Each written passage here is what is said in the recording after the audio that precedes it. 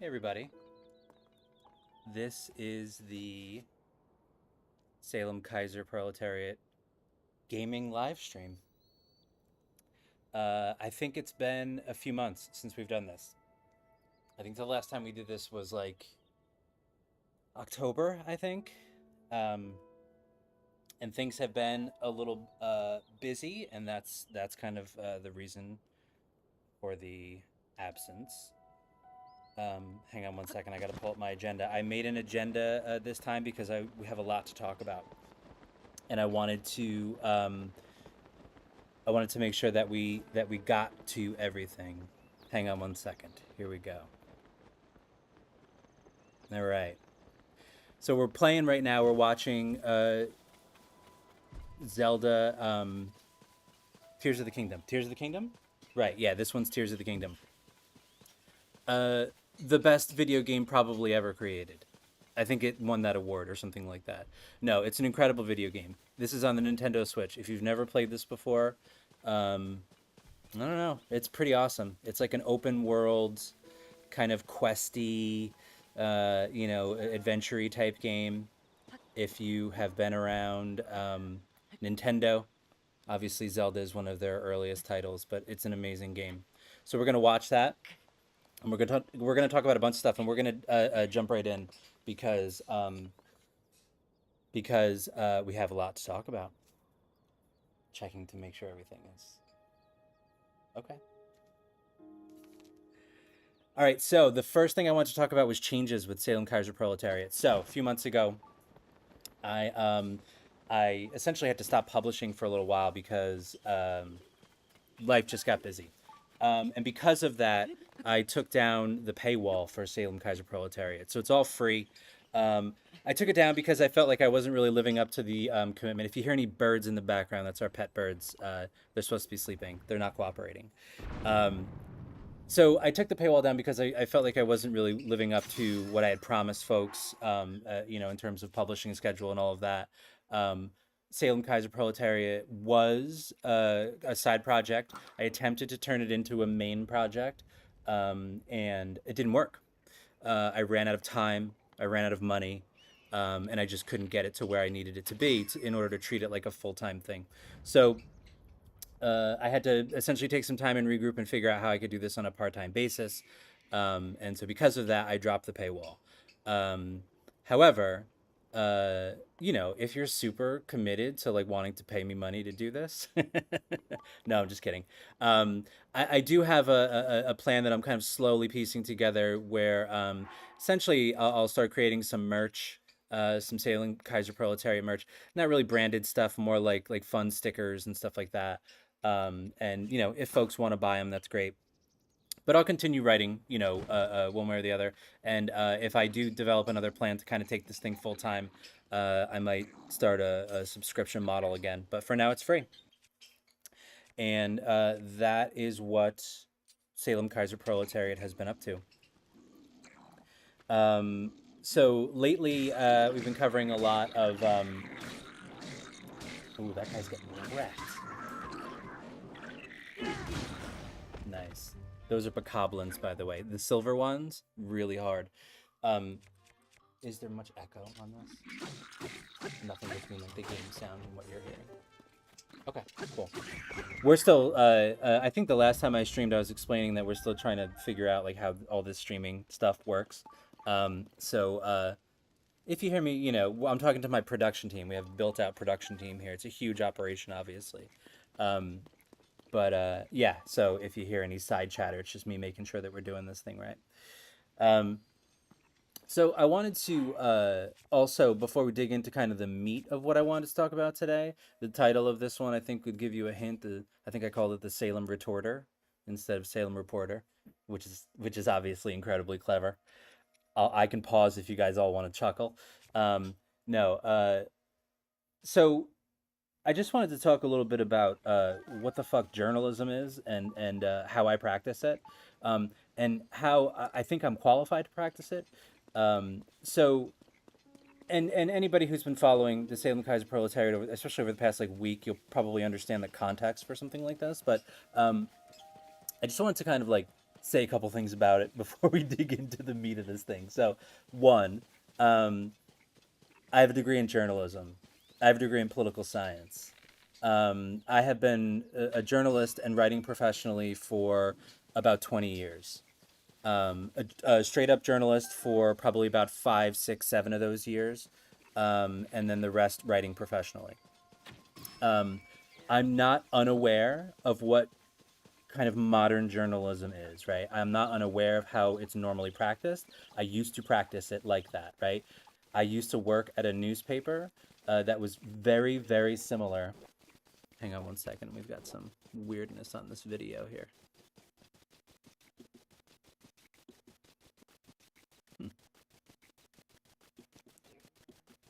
Yeah, it's gone funky. Hang on one second, guys. We're working through some. No, it's okay. Is it showing up on the? Yeah, it's all janky. I no longer care about my not talking policy. What is happening? It's okay. We're just working through something. All right, guys. All right, I think we're back. Sorry about that, guys. I don't know what that was, but I had to reboot the software. Just give me 1 second as we figure out and make sure it's back. Does it seem like it's back? Oh, less delay? Oh, good. Nice. All right. Well, thanks for being patient with us. Okay, 1 second. Let me pull my notes back up. This is obviously... Oh, right on. Okay, so I was talking about how I do journalism, right? And I was talking a little bit about my background. So, I understand journalism. I understand how it works. I deliberately do journalism the way that I do. Um, I do journalism with bias, right? So I acknowledge that I'm unable to be objective with the way that I cover local happenings. My personal belief is I don't think that objectivity exists in journalism. I think it's a nice kind of like fictional fairy tale goal. I don't think it's achievable. And I understand that that upsets some folks who practice journalism. It's just my personal belief, right? So because of that, um, that's one of the fundamental reasons that I practice journalism the way that I do, right? With bias, I write from the left. I write from a working class perspective because that's the only perspective I have. And I think it's a perspective that needs to be heard. And it's a perspective that is diverse in its own way.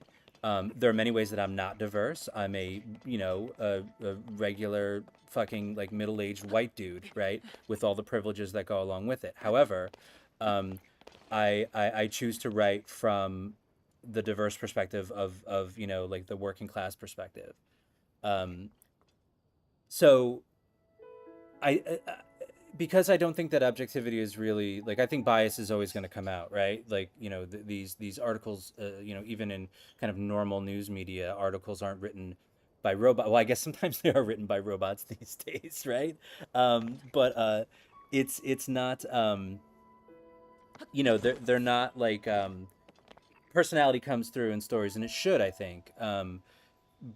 But I also think that like it's our responsibility, I think, as journalists to write in a way that's accessible to people.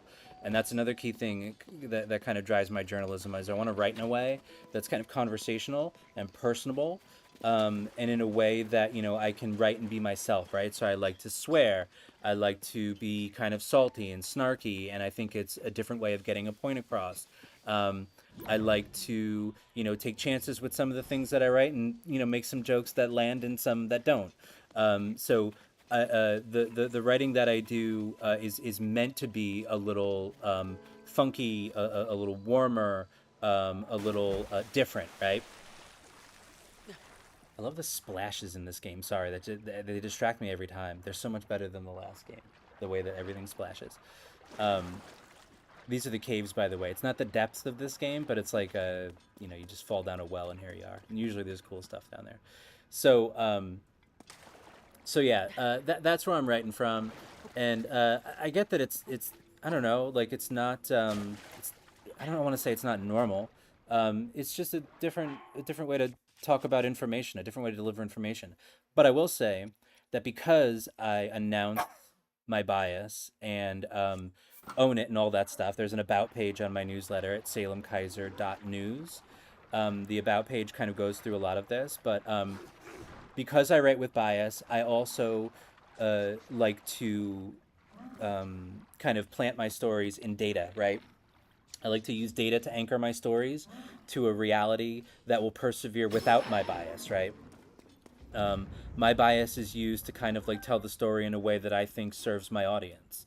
But the data that I use is data, right? I mean, it's typically it's primary. I call it primary source data, right? Or primary source information. Um, it's you can't really argue with it, right? It's typically publicly available unless I have to, submit some type of like records request, which it's still publicly available, but like sometimes the data I use is just anybody can log onto a computer and get to it, especially with like campaign finance data. Um, so I use publicly available data. I use publicly available information, primary source information, to build these stories. I don't interview people. I don't go out and seek quotes from people. I don't set up meetings with people. I don't call people. At most, I email people questions. The reason for that, and again, that's a departure from kind of like quote unquote normal journalism because A, I don't have the time, and B, in most cases, I don't care what those people have to say. We're going to talk a little bit about the story that I wrote and published, I guess, last week about the Salem Reporter. I'm not interested in what the people at the Salem Reporter have to say about that story. It's not about them. It's about the hard numbers and the facts and the reality of the situation. Um, like like I knew it's not that I knew what their what like if I asked them for comment what it would be, but it wouldn't change the facts of the situation. And they did have a chance to respond to this publicly, and they didn't respond necessarily to anything meaningful in the story. So that's why I don't bother, interviewing people usually is because I'm telling the story with that primary source data, which is not subject to like wildly different interpretation. I also don't like to do interviews because they're typically a private affair, and if people would be interested in interviewing in a public setting, like I offered to I asked a couple of questions publicly of somebody at the Salem Reporter the other day, and they chose not to answer. And I would rather have public interviews than anything. So that way, even there's full transparency even into the interview process. But not many people are willing to do that. So and also like the whole time thing, I don't have a lot of time. So because this is a side gig and blah blah blah, right? So that's why I don't interview people, which it kind of irks some people. There are probably a number of things that I've said already that some people would be like, "Oh, you're not a journalist," and whatever, like I said, I don't know how else to describe the experience and the background that I have other than to say that I'm a journalist. So um, that's how my journalism works, and doesn't work for some people, right? It's not for everyone.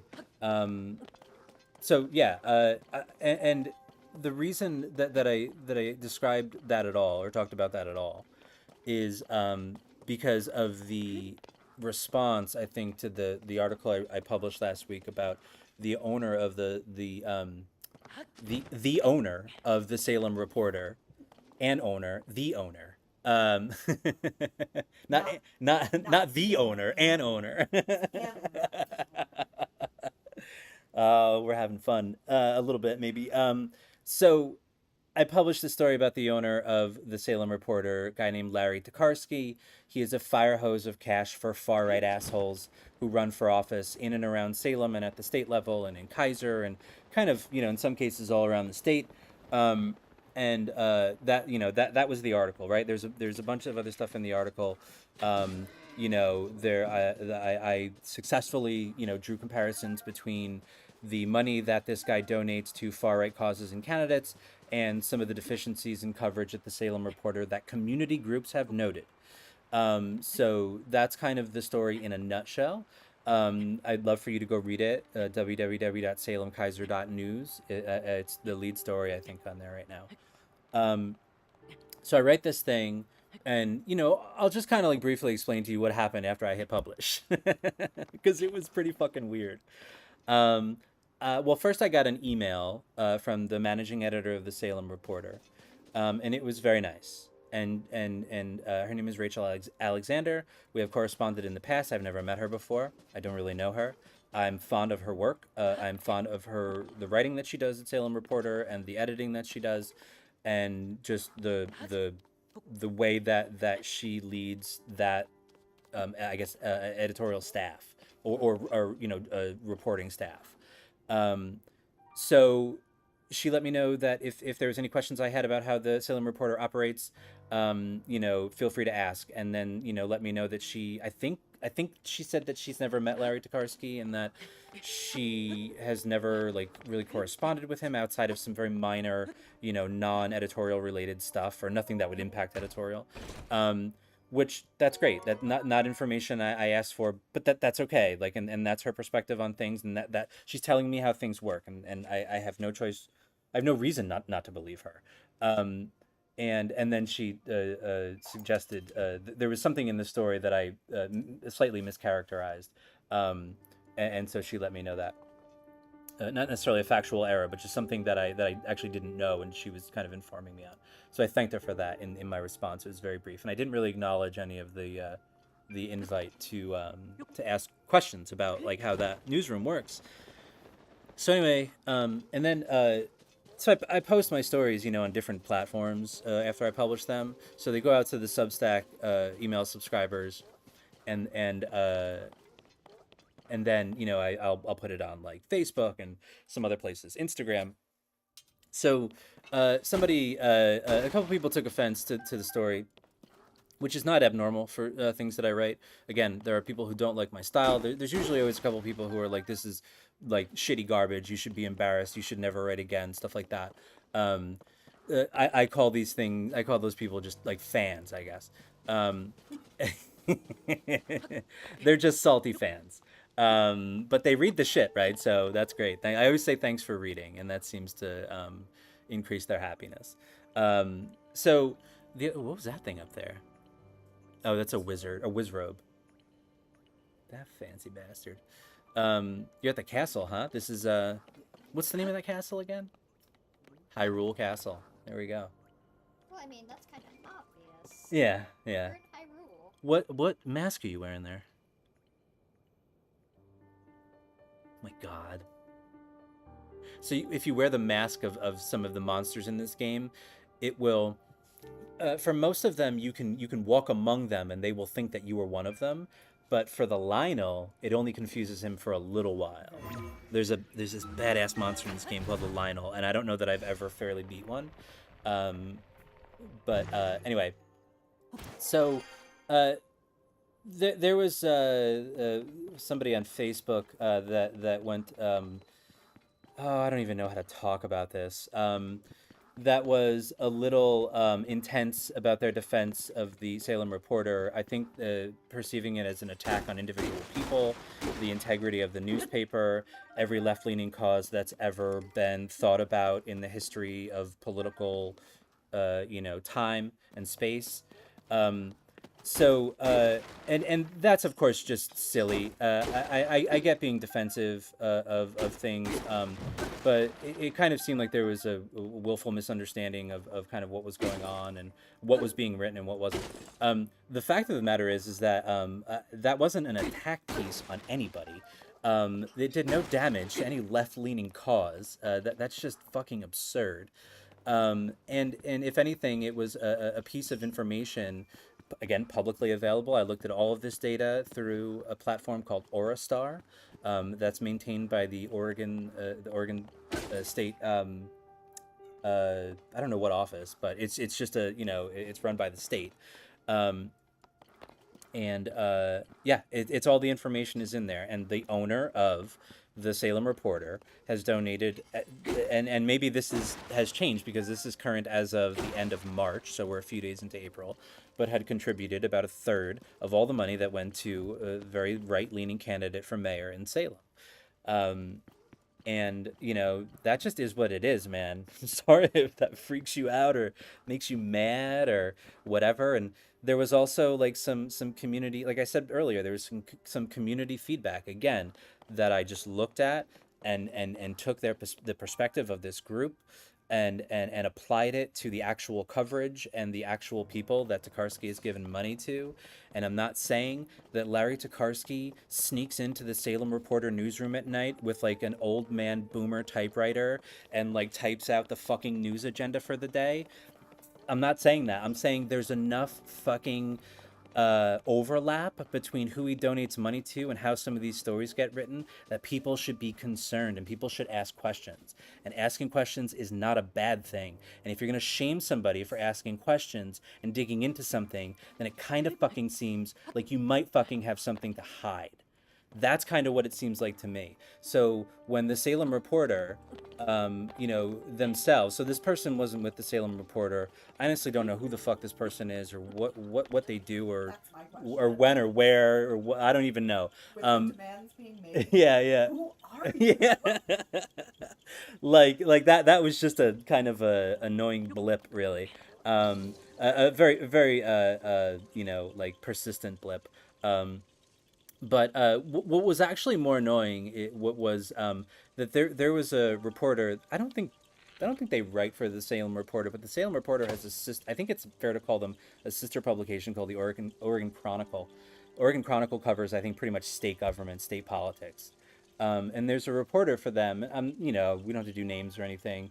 I have some links in the notes for this live stream that will where you can find what I'm talking about. But she took like a shot. I have to assume at me, because it was the day that I published this thing, and it was there was somebody who sent me some screenshots of them interacting with her post, and it seemed pretty clear that it was about what I wrote, and it was basically like kind of uh, like I don't even know what the word is. It was kind of like, thank God we have professional journalists to do like the serious work, so we don't have to rely on like bloggers to fill in the gaps or whatever. And I think it's reasonable to assume that I would be the one that she's referring to as a blogger, which is funny for a number of reasons that we've already discussed, but also because like you're a journalist, right? And like you trade in facts, but like that's just factually inaccurate. Like I'm not a blogger. I'm not trying to be a dick. I write a newsletter, right? And it's different. It's just materially different, and that's not the main point of this. But it's just kind of a little like, you want to be so fucking, like a stickler about what's a fact and what's not. Like that's just not true.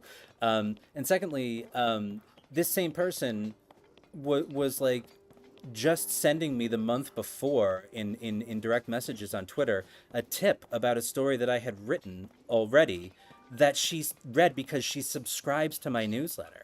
So this person who just a month previously was treating me, I think we can agree based on what I just described, as a maybe a, I don't even, not a colleague, but like a professional, maybe a colleague, I don't know, but like, talking about a tip for a story with another person who writes about news, that kind of sounds like two journalists corresponding with each other. I wasn't on Twitter because Twitter is a fucking shithole.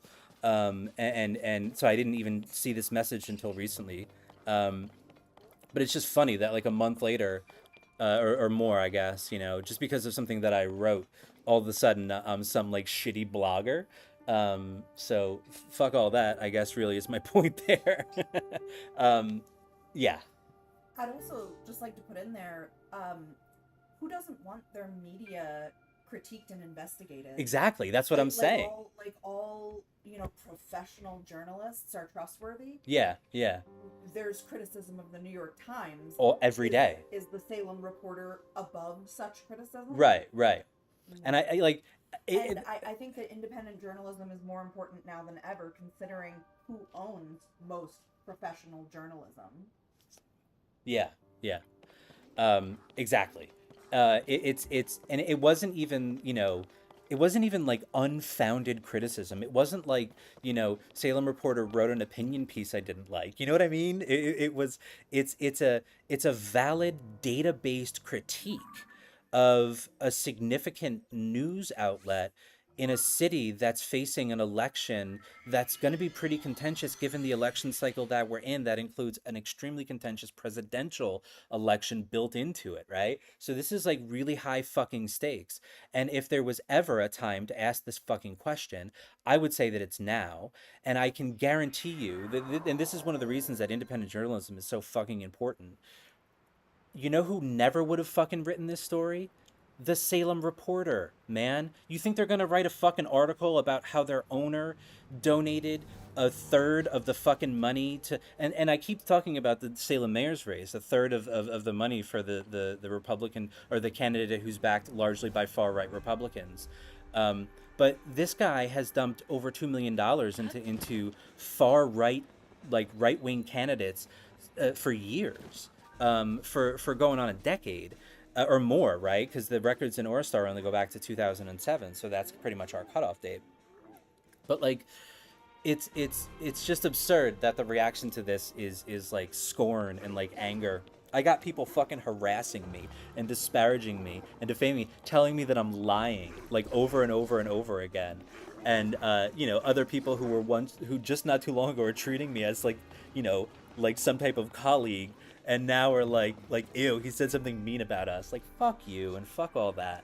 Well, I mean, the bottom line is you didn't say anything mean about No, it. that's the thing. And in the past, you have actually praised their journalism. which makes this Repeatedly. even weirder. Yes, repeatedly. It's really weird to consider it a personal attack Yeah. when you're just asking a question Yeah. of where does the money go? Yeah, where's the money go? Like, that's And what I want to know. I yeah. want to know if my money is going to support candidates that mean my friends harm. exactly. That's it. And that's an important question. Yes. And I can't understand why we had a 24-hour argument about why that's an important question. yeah, yeah. Well, really, the argument was about semantics.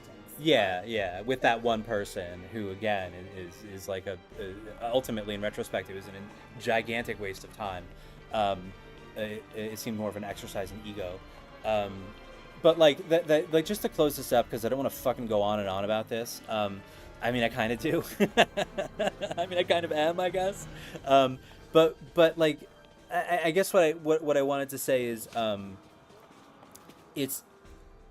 it's important not to let like the team sport aspect of this, I think, color like the things that we need to do in order to really understand like what we're consuming, right? And there's so much dis and misinformation out there, and I'm not saying that the Salem Reporter does any of this, just to be clear. Again, I like their reporting, I really do.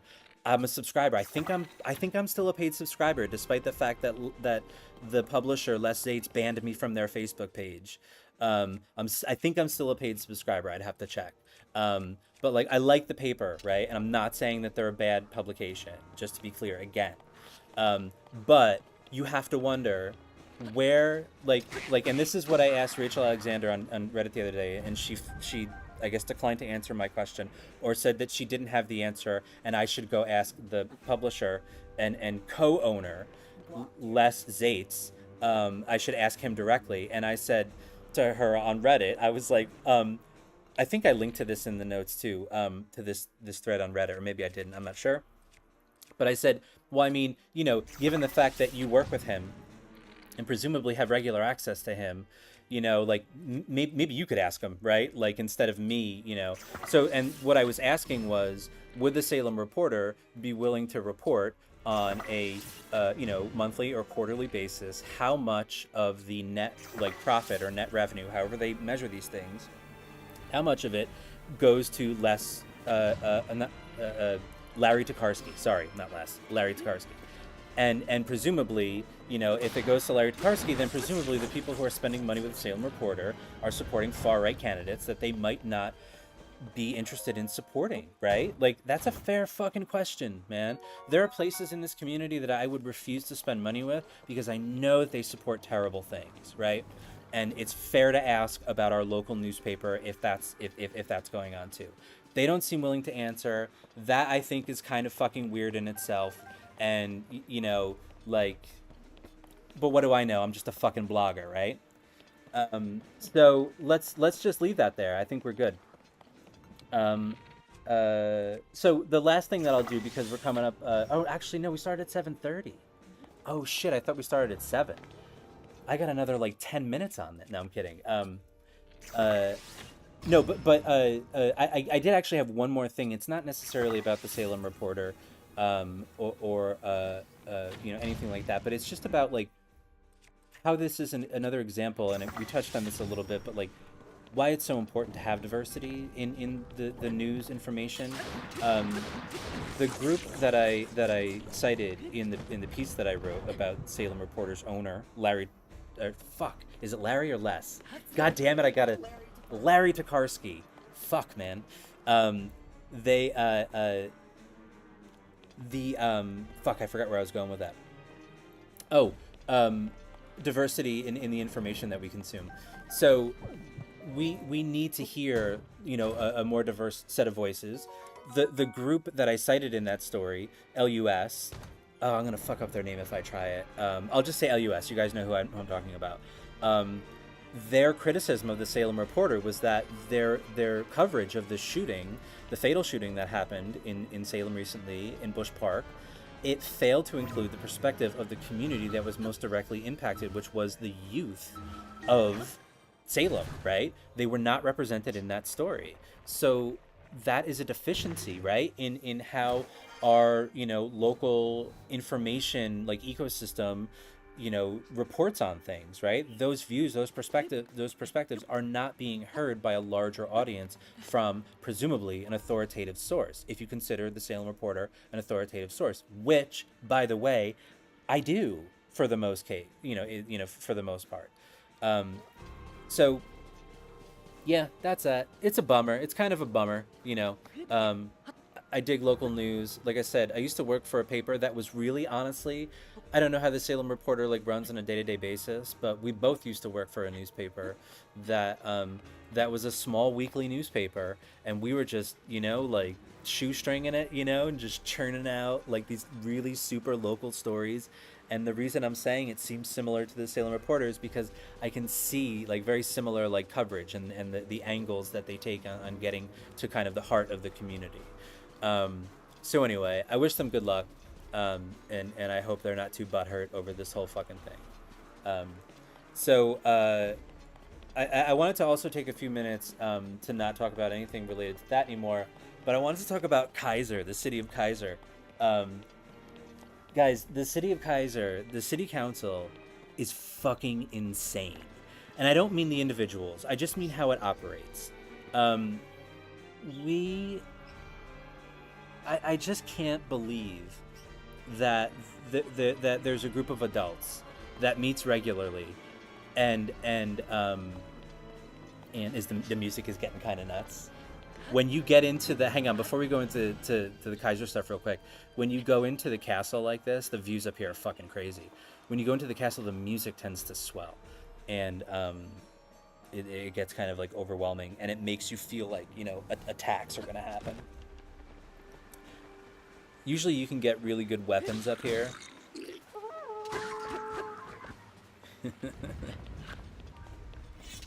Blue goblins are what, like the second level? No, third level? Second? Yeah, this game is so impressive in terms of the world that they built.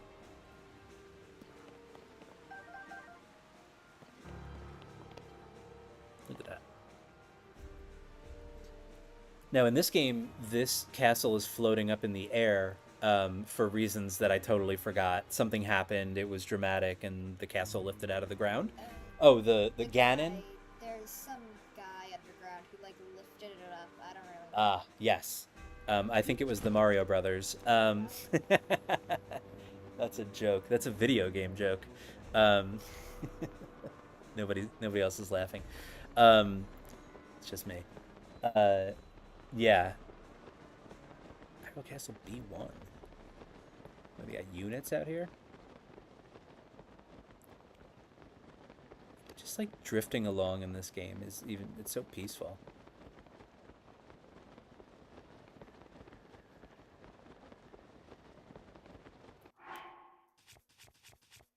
So let's talk a little bit about Keizer. City Council is nuts. So here's what I mean when I say that, to be serious about it. So there's a guy on the Keizer City Council. His name is Robert Hussman. Just to be, I guess, transparent and clear, and in the interest of full disclosure, holy shit, that thing started moving. Oh, that's a talus. That's a battle talus. Those are terrifying. Hang on.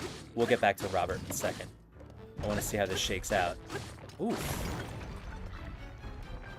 That was no con. You guys, you still have to fight those guys, though, right? Oh my god.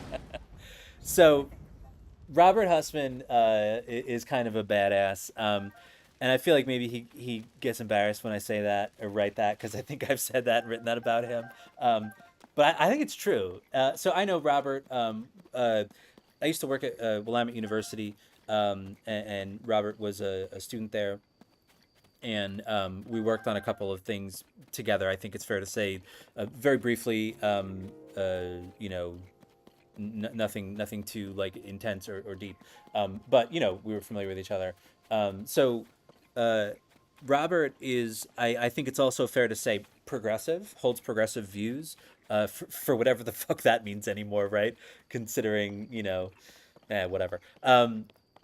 So Robert likes to kind of speak, I think, fairly honestly and plainly about what happens in the Keizer City Council. Similar to how I think the former Keizer City Councilor Roland Herrera used to as well. He was kind of an interesting window into the city council and how they work and kind of what was happening, not necessarily behind the scenes, but just what was happening in ways that the average person wouldn't get, you know, like maybe wouldn't catch because of the nuances and the weirdness of like bureaucracy and, you know, municipal government. But Robert's a smart dude, and he's an honest dude, and he has, you know, like he grew up in Keizer, right? Really cares about the area, and you know, has a lot of like really genuine interest in Keizer and how things turn out in the future of Keizer. I've written about Robert in a couple different articles in the newsletter.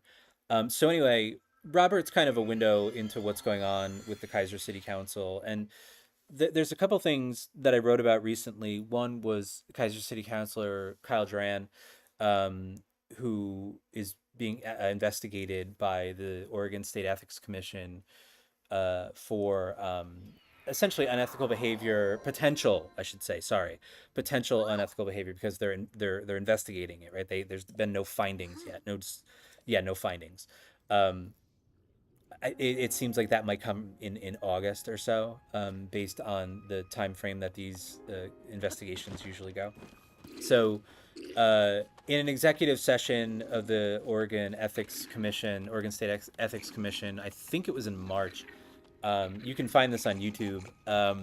Kyle Duran testified, and you know, they basically voted, and they voted to pursue an investigation because they felt that there was enough factual evidence to justify, you know, the allegation that you know, that Kyle Duran had potentially violated two ethics statutes, and I don't remember what they are. I've written about them recently. You can look them up on the newsletter at Salem-Keizer.news.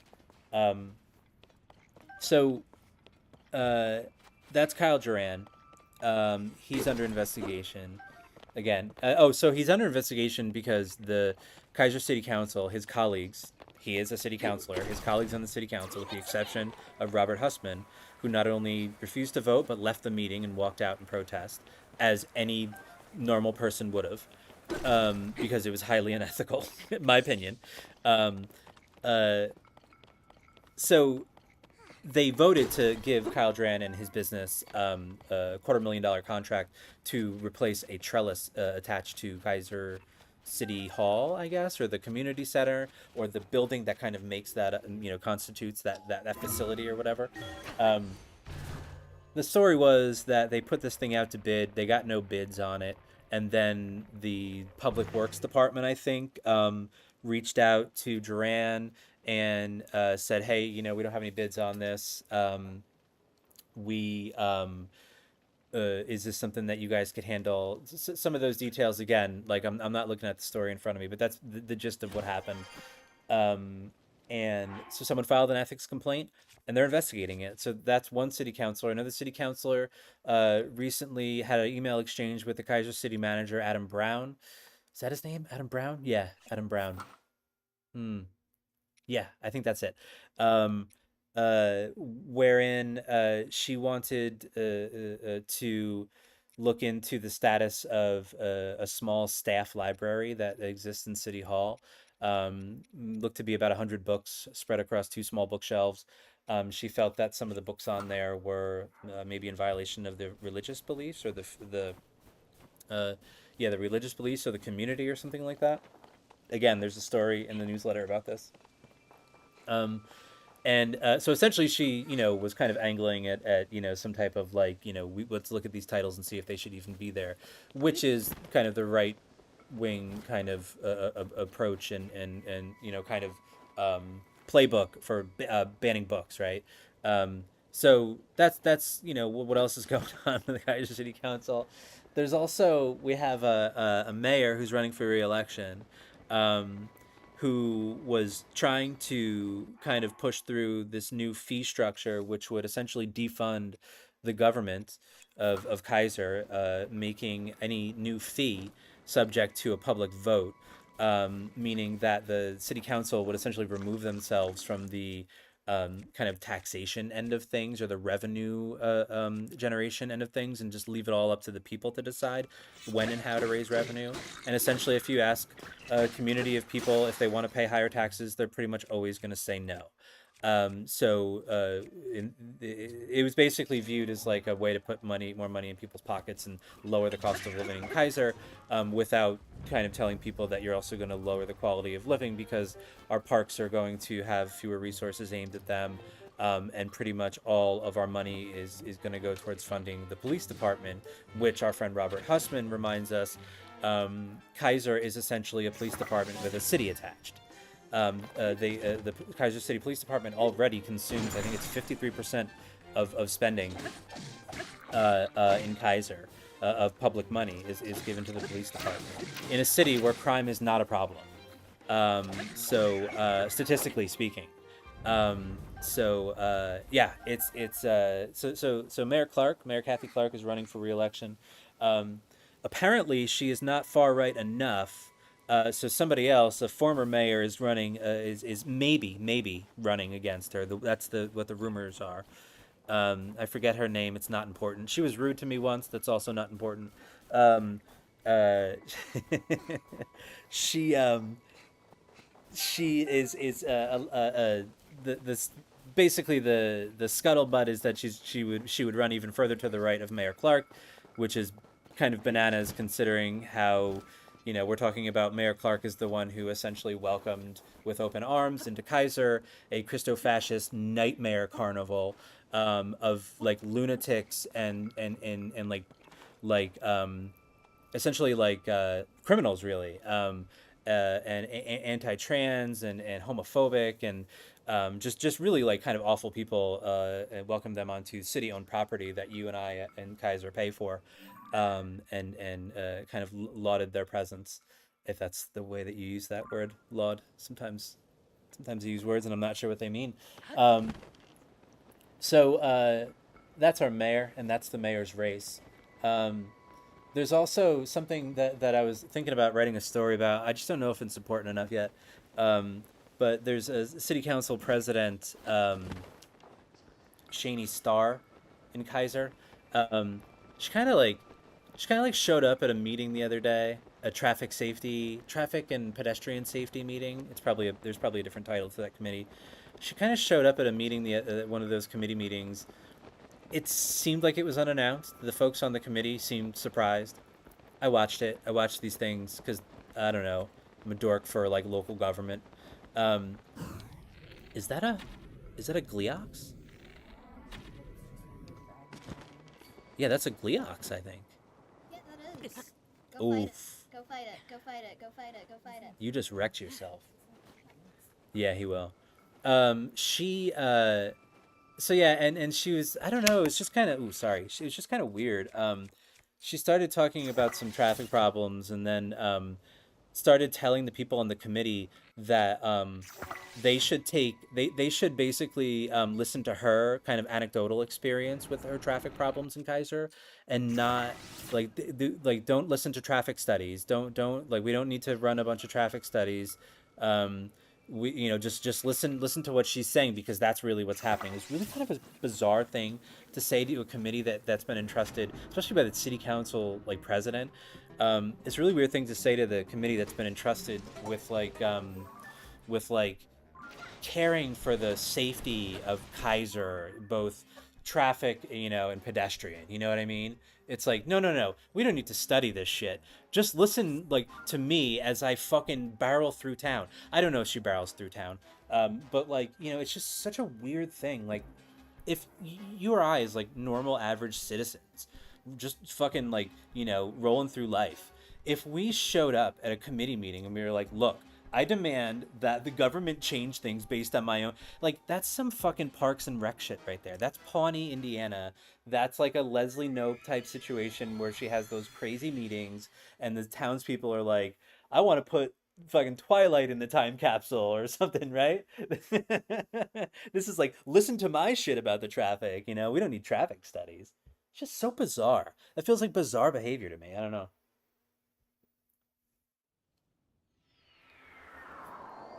So that's what's going on in Kaiser. Um, I've got this other story that I've been working on for a while. Some of you actually chipped in money to help get this story done. Um, it was a story based on a public records request around that Christo-fascist event that I mentioned earlier over at Kaiser Station.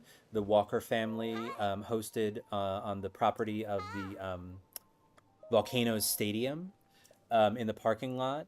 They hosted that dude. It's the Reawaken America thing. That dude. I don't even know their names, man. They're at this point they're like D-list, like fucking just internet grifters or whatever. There were a bunch of just fucking schmucks at this thing, and I basically submitted a records request that was, I asked for any communication between any official, elected official, or hired staff in the city of Kaiser, between any of them and any of the organizers of this event, of this Reawaken America event, in a specific time frame. And I asked for anything written, right? Because what else am I? I'm not gonna uh, get like phone conversations. I don't think they're recording them. I'm not interested in like voicemails and shit. Um, so I figured any text messages or emails. So it cost me a little over $300, or maybe it was like closer to 400. I took care, I think, of about half of it, and I had some folks chip in some money to cover the other half, which was much appreciated. What I got was very, very underwhelming. I actually had to battle them a couple. I went back and forth with them a couple of times, and they actually went over their allotted time period for responding to one of my requests, but there was a statutory kind of, not loophole, but a thing that basically said there's something in the Oregon state law that basically says a municipality can delay shit for as long as they want if they have the right reasons. And what happened was there was somebody in the city of Kaiser who was on vacation or going on vacation or whatever, and it just delayed things. It wasn't anybody's fault. But they didn't meet the requirements, and so it took longer than it was supposed to, and there was some, I think I had a couple questions back and forth with them, like to the effect of like, is this really it? So basically all they gave me was a very short series of emails, largely between the I think it was the fire department, like to talk about like the types of tents and shit that they would be setting up and what types of code they would need to meet and what capacities and stuff like that. It was a lot of capacity stuff. And that was mostly it. There was absolutely nothing between any elected official and anybody, and there was nothing between, or there was maybe one fuck, I don't have this in front of me. I should have this in front of me. But there wasn't any. If there was anything between Kaiser police and anybody, it wasn't anything substantial or meaningful. It was mostly just being copied on things or just commenting on If anything, I think there was an offer of to meet, to have the Kaiser PD folks come to the site and help those folks understand how their security should work and all of that. So it's essentially like facilitating this Christo-fascist event in Kaiser. There was there The bizarre thing is, like, I just don't feel like that's all the information that was available, and maybe I didn't request it the right way. Maybe I just didn't ask thoroughly enough, or maybe they're using some technicality to kind of not share a bunch of stuff that they're claiming is just like because like with the state law that covers these publicly available or publicly requestable documents, there's a lot of caveats that where cities and municipalities can hold documents back. I don't remember. I don't think they did indicate if there was anything held back. I don't know if they have to. But the documents that I got don't explain how this thing happened at all. If the documents that I got explain how this event was set up, then here's what you would have to believe.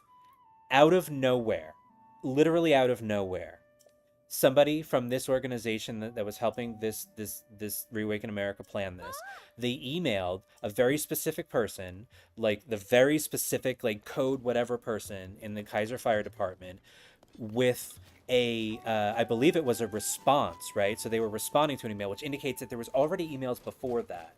So we're supposed to believe that the first piece of communication was a reply email, where they had already clearly had communications with other people about setting up some type of meeting or time.